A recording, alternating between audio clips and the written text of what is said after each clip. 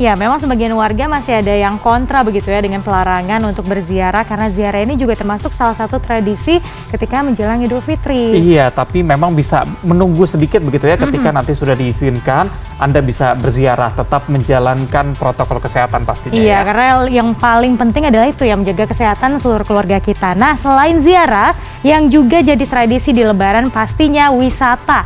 Di tengah pelarangan mudik, objek wisata di Bali tetap buka dan dapat dikunjungi wisatawan. Selain di Bali, pemirsa, Kebun Binatang Surabaya juga tetap buka, bahkan mencatatkan angka kunjungan yang relatif meningkat karena menjadi alternatif bagi warga yang tidak mudik.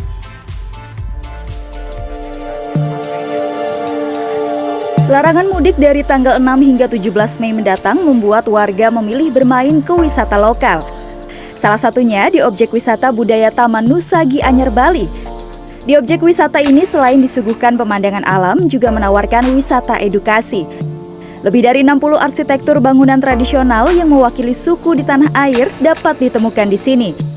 Seperti miniatur Borobudur, rumah adat di Papua, NTB, NTT, Maluku, suku Toraja di Sulawesi, serta rumah adat suku Dayak di Kalimantan. Objek wisata Taman Nusa Gianyar berdiri di atas lahan seluas 15 hektar.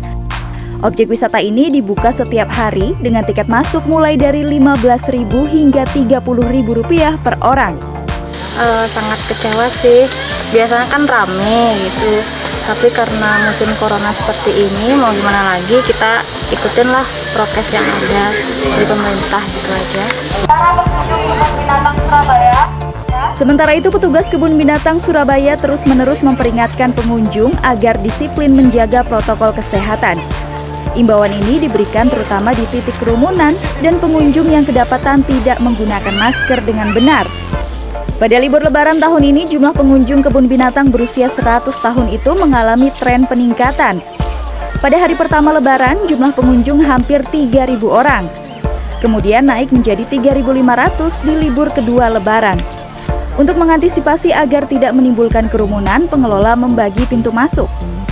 Untuk mengurangi tingkat kerumunan, kami buka 3 pintu akses masuk Kebun Binatang Surabaya. Jadi bagi masyarakat yang menggunakan angkutan umum ataupun parkir di TIC Joyoboyo bisa masuk lewat akses pintu selatan.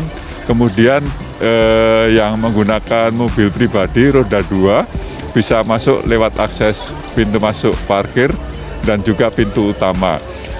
Dan kami juga sediakan 1 pintu emergensi apabila situasi diperlukan.